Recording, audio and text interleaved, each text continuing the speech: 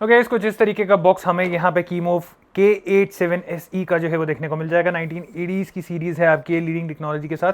And अगर आप देखेंगे तो कुछ इस तरीके का बॉक्स का लुक जो है वो हमें यहाँ पे देखने को मिलने वाला है। अनबॉक्स करते हैं तो कुछ इस तरीके का लुक आपको सबसे पहले यहाँ पे कीबोर्ड का देखने को मिल जाता है। जैसे मैंने बोला दिस इज 87 कीबोर्ड, तो आपको यहाँ पे जितने भी कीज हैं वो होंगे। सिर्फ नंपैड जो है वो आपका नहीं आ रहा, बाकी आपको बेसिक जितने भी कीज होते हैं वो सारे के सारे मिल जाएंगे। एक हमें यहाँ पे वायर जो है वो देखने को मिल जाती है, एंड वायर की क्वालिटी आप यहाँ पे चेकआउट कर सकते हैं। जिस तरीके की थीम है उसी कलर की वायर हमें यहाँ पे दी गई है। This is a type A to type C cable.